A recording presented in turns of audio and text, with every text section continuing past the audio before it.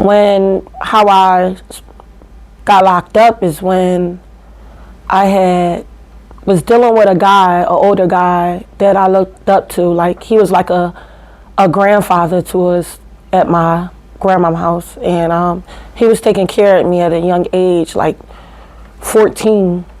I was in high school playing basketball, and a male friend of mine at school was letting me know, hey, he taking advantage of you, blasey blasey, and a guy beat him up. So I had got locked up for a conspiracy of an aggravated assault, a simple assault. And I was pregnant. I came home on house arrest, fighting a case for about like 5 years. And I pled guilty for certain charges, and I was currently pregnant at the time. And when I pled guilty, I'm sorry, y'all. And I was pregnant, and when I got locked up, my appendix ruptured, and my digestive system, it was all messed up. I went straight into surgery from the courthouse when I pled guilty. And I stayed in the hospital for 2 months, literally. I was in the Philadelphia County Jail, and I couldn't have no phone calls home. I couldn't have no visitation or anything, because in the Philly jail, in the county jail, you are not allowed to, it's different policies. Like, you're not allowed to have any visitation or anything unless it's a life-death situation. And my situation was a life-death situation. I was pregnant. I was 5 months pregnant, and my appendix ruptured in my digestive system. So that was deep. I had 2 more drops for me to live. If it dropped into the placenta bag with my daughter in my stomach, both of us would have been dead. So they was calling a warrant on all of that, and I had to get an approval. Approval take about like 48 to 72 hours. That wasn't enough time for me. I literally had 2 drops left. They immediately took me into the emergency room, and the first words to me was, where do you want your body to be sent? And when I heard that, all I could say is, doctor, would you be able to save my daughter? And he was like, I can do both, one of y'all, but I never, in history of me being a licensed surgeon, ever saved both. I went into my surgeon, and they was telling me that my child was dead, like literally gone, and I'm just out of it. I woke up, I was still in the hospital because I had an infection and everything like that, and a blood infection. I couldn't have no phone calls home, no nothing, I mean nothing. The surgeon doctor came in, then they let me know that my baby did survive, but my baby heart rate was over 300, literally, so that's why I had to stay in the hospital for 2 months. So once I was already completed my sentence, I was already state property. So I was sentenced to 2 to 6 for my case of me pleading guilty on aggravated assault, a simple assault charges. And they shipped me straight upstate due to the fact that the county jail really couldn't take care of me good enough. Like, they was doing a lot of things that they wasn't supposed to do, which when I had my surgery for my appendix, they took my staples out too soon. And I was having blood leaking out my stomach, on the side of my stomach, in a cell at RCF. And they shipped me straight upstate. When I went upstate, it was a little different when it come down to health-wise with their medical and doctors and everything. They did treated me a little much better with my appointments and staying on it. And also, I was able to have visitation during the process of me going to the doctor's visits and everything like that, because upstate, their policy is different when it comes down to your rights, your law rights, as in you're allowed to have visits. It's just You have to have an approval and everything like that. So when I gave birth upstate at Muncie, it was a little difficult for me. I was high risk. I had to get shackled from hands down to around my stomach, down to my feet. I was high risk. I was going to Geisinger Hospital for my labor and delivery. They called me to go to the hospital on February 28th, 2016. And when they called me down, they shackled me up. They handcuffed me to the bed. They took the shackles off once I got to the hospital, but they kept my hands handcuffed to the bed through the whole timing of my labor and delivery. I was in labor from February 28th, around 2016, that was leap year. So February went up to 29 days. So they was letting me know they was inducing my labor, expediting my labor, because when you're in jail, you have to get induced because they don't want you to have the baby in the cell. But we don't know when our baby gonna come. That's all up in God's hand. So my baby didn't come until March 2nd. So imagine you being handcuffed to the bed from February 28th to March 2nd. Not only you're going through labor pains. When you're going through labor pains, you're trying to ball up. You're trying to hold on to something. You want to move around. You want to walk. You want this baby to come, and it's painful. It's painful. How I was able to get through it, I went through pain before I went through labor. Pain was like seeing blood in a cell, banging on the door for help because I had an infection and they took my staples out too early in the county jail. So I went through pain already. Having my appendix removed, that pain is the worst pain in the stomach. So when I was going through my labor and delivery in my induced stage, when I was in the hospital, it was like I was able to really stay calm, but going through it. Because when you're locked up, the first thing they want to do is see you go crazy, act out so you can get on them type of medications. I see women go in there normal and don't even want to leave. Literally forgetting their name. I mean, switches. Some of them go in there, woman, with no diseases and leaving out with every disease in the book. So yes, I was going through. I had a visit before I delivered, and I had a visit after I delivered. And my daughter father was very supportive when it came down to what I went through with the system, the jail system. It's really messed up because I was supposed to go to the hospital when all that blood came in. So it was a lot. So if you don't have no support at home, I can imagine what those that's going through, especially females. And why I say that is because it's hard. Imagine you being denied not to get feminine products. You have to have a certain amount of products every week or every other week with the criminal justice system, with the jail system. Basically, these products is for us. Meaning tampons, pads, toilet tissue, you have to have a certain amount. So imagine you have to use your rag to change that because you're bleeding on your feminine menstrual. Females, what we go through.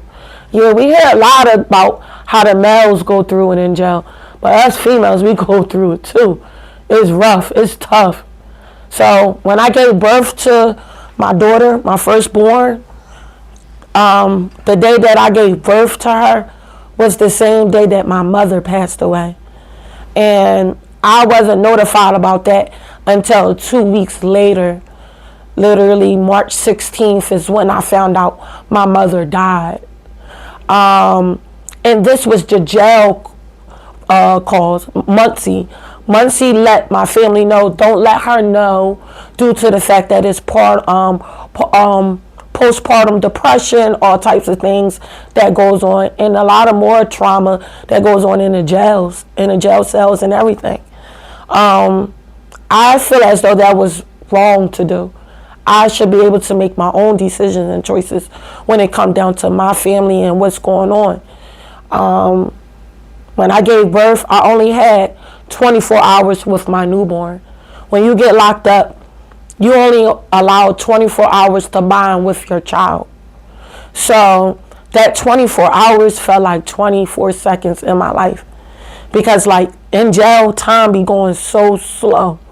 But when I gave birth to my firstborn, in handcuffed, in labor pushing, I went through a lot just to only have 24 hours with my firstborn and handcuffed giving birth. That is the worst pain you can ever go through. Like, it bothers me today. Like, that's something that you cannot wash away. Like how people sit there and say, for instance, with grief, oh, you need to get over it. You can't get over stuff like that. Like, it's like grief, for real. It was like, yes, I gave life, but it was taken from me quickly. Like, something of mine I couldn't even bond with. I couldn't even do the right nutrients for my child, give her my breast milk. Like, that's what we was brought up. When you give birth, you bond, you nurture that baby. You go through, you sharing. I already bond with her for 9 months. On some real, my baby was locked up too. When it was time to go down, she had to go down. I had to talk to my baby throughout the time that I was locked up. Mind you, I went in at 5 months. I was already 4 months in. Like, it's a lot. I'm playing cards with my baby. She rooming with everybody else too. We rooming with other people that we don't even know. Like, and at the time, and when I was at Muncie, I was in quarantine. So quarantine is really 23-1. Honestly, when you go upstate, you in. You're in. You only going out. That one is really you splitting it with yard time, phone time, and shower. When you quarantine up Muncie, it's hard too for the females. Like, them females getting in too. Them females coming up from county jails going up into Muncie. So the beef be different. You get what I'm saying? I learned a lot in jail. My growth was from prison. My survival, how I had to survive, was from prison. And I take the tools and the knowledge that I got from prison, I use it now in the streets. And it been having me above. It gives me strength to keep going. And I was able to experience life 3 more times after my first. So going back to giving birth to my child, once you give birth, the baby leave 24 hours, you leaving right behind. So I'm not fully healed. Because I already know what it is. That was my first, so I didn't even know this was what the right way how to give birth. You're supposed to bond with your child in a hospital for 3 days. Get naturally healed. Make sure everything, all the afterbirth is pushed out your stomach. I didn't get that treatment. When I gave birth, they wasn't rubbing my stomach, pushing, none of that, checking on me, checking my cervix, none of that. They got me right out of there. And guess what? I went to the infirmary, to the nurses from the jail. So now I'm locked in a room. My baby is gone. I'm just sitting in a room, not being checked on. I got stitches, 2 stitches. She split me. Yeah, she split me my first. And just sitting there going through it. No phone calls, no nothing until I get to the block. You can't have no phone calls, no nothing. So, and I had to stay there for 3 days. 3 days. Because you have to get medical clear before you hit the block. That's a lot. I'm going through it. My titties leaking milk. I'm missing my baby. People was acting weird. My baby father was acting weird because he just kept crying. And I'm thinking he crying because he had to go home to the baby alone. The whole time he crying because my mom died. My mom died. My mom died. I had no clue about. So March 16, like 2 weeks later, I get a visit. They calling me. They having all these officers walking me to the visit room. Up Muncie, you only need one transport, one officer. The way how they treat you is like you the one who killed the person outside. You don't have no control over what's going on the streets. You're locked up. It still affects you in jail. Not only trauma and what is affecting you in your head and how you feel emotionally, it's affecting you by your freedom, your rights, respect, how they treat you. And I gotta go through the process just to go to the visit to hear bad news. I don't have no control over. So I mind you, I got stitches in. So when you go on a visit, you gotta bend over and cough. It's hard for me to even cough right now. I just had a baby and it hurts down there. Like literally. It's embarrassing. You gotta cough, and then when you don't cough the way how they want you to cough, you gotta bend over again and cough again. It's already uncomfortable. I'm bleeding and all of that. Like, that's a lot. I sit down, my baby there, my grandma on the visit. I never even expect my grandma to be there to tell. And then the chapel and a counselor is all at my visit to let me know that. Once they let me know that, I'm calm. It didn't even hit me. When my mom died, my mom death is just now hitting me. Literally 9 years later, just now hitting me. Each year as the years go by, is grief. I'm grieving. I was so numb. I was so numb by just hearing my mom dead. I didn't shed a tear because when I was upstate, I already asked my judge, you sentenced me to 2 to 6. I'm eligible for boot camp. Let me go to boot camp. Boot camp, 6 months, guaranteed parole. You can't beat that. That's how I'm looking at it. And I'm also the jail talk. They let you know people come back from them joints. But that program is really to help you. It's not to scare you. It's really there to help you, discipline you. It's shape and mold you for real. But I'm motivating myself like I'm numb. My focus is to get home to my baby so I could be a mother to her. So I could be a mother to her, a mother that I just lost. Let me represent my mom now. That's how numb I was. I get back to the unit. They take me to the chapel to get me medical cleared to go back to the unit because I'm getting bad news. They put me into a psych unit to get me medical cleared because I had death in my family. I don't understand if they put you in a psych unit to get medical cleared, if you telling yourself you want to harm yourself or you telling people that you want to harm others. They putting me, strapping me in because I'm getting a visit of my mom being dead. So now they trying to make it, they trying to, put you on the meds. Literally, that's how you get set up. You get that medication turn you don't remember nothing. So I goes to the psych unit to get medical clear. Once the psych doctor come to see, hey, are you able to go on the unit? Blah, blah, blah. Yeah. You go back on the unit. That's messed up. That's what the females got to go through. Different jails do different things all throughout the world. Literally. That's what I went through. I went through that. I sat there quiet. They take me to this chapel to tell me I got to go to a psych unit to get medical clear to go back on a block.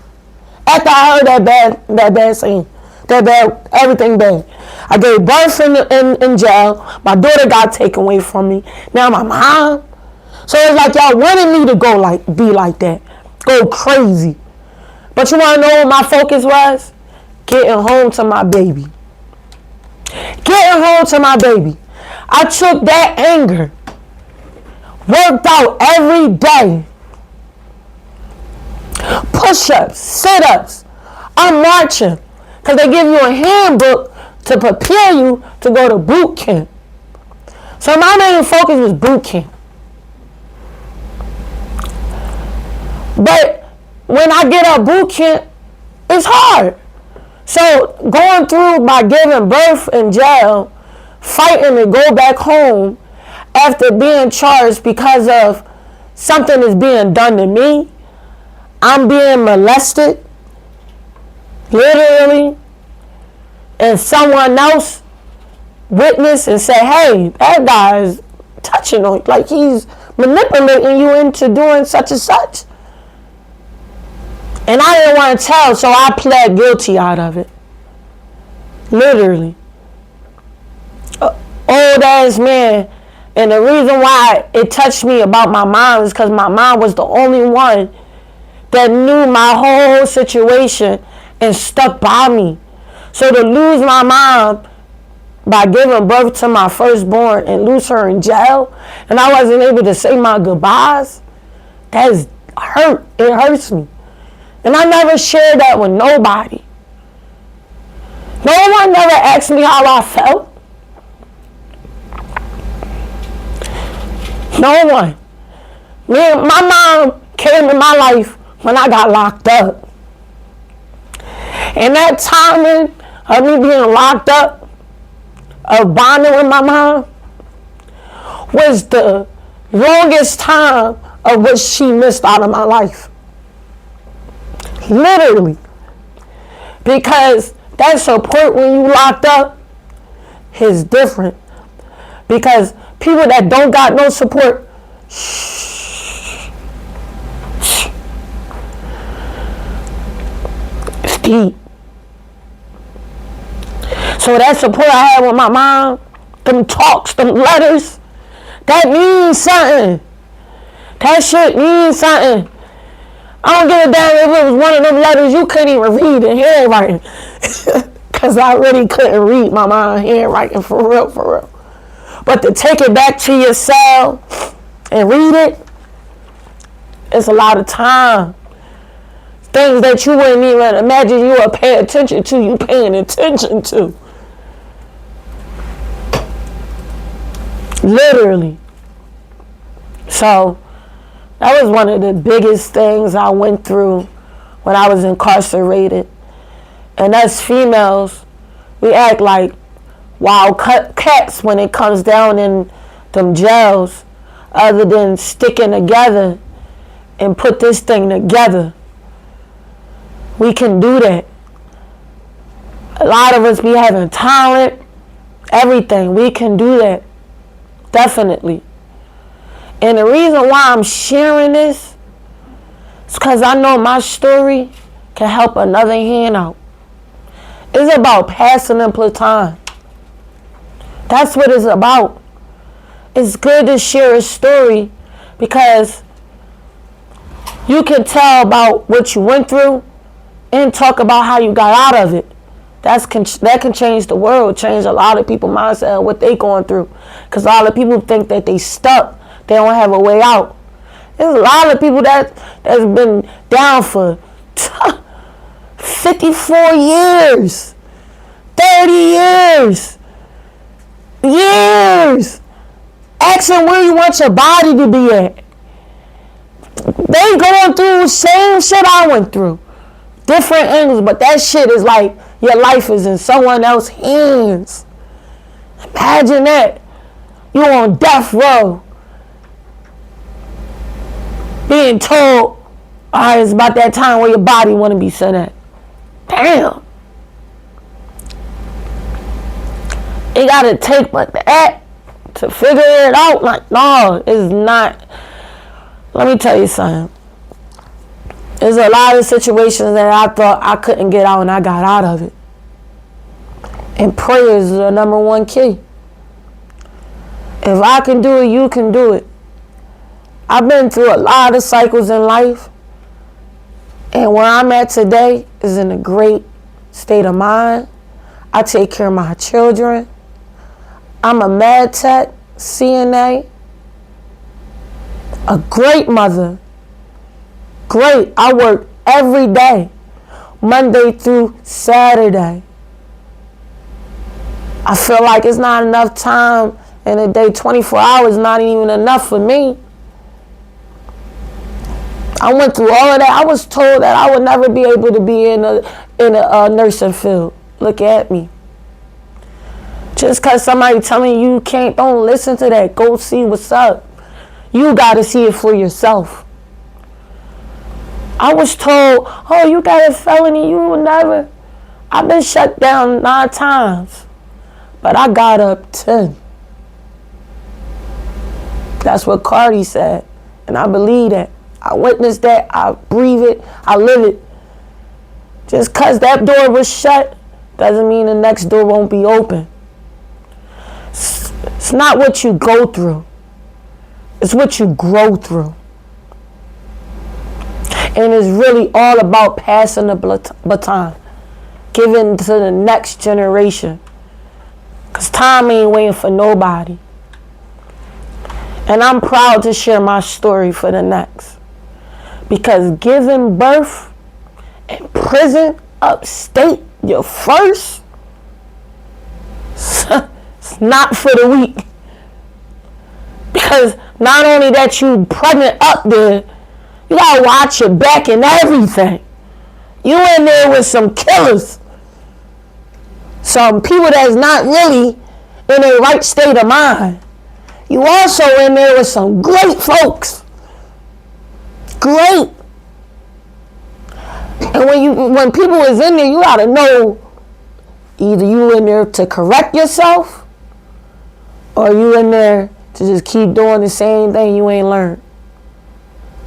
But one thing in that process, God with you through the whole thing. And I'm here to share my story to give to those that been through it before, know someone that went through it, and we can be a family and tell our story together. Because I know a lot more is out there. I have a group of friends, lovely sisters, my prego sisters. When it comes down, not just in the jail, out here too. When we working hard and giving birth to our babies. And we have maternity leave without pay. That's another cycle, another battle we gotta face. This is a battle war throughout life. It's just how you gotta speak well if you want to eat. And we gotta come together as one. Like literally, the more of us, the better of us. And I just want to end this with, I love y'all. I appreciate y'all. And there's more to come.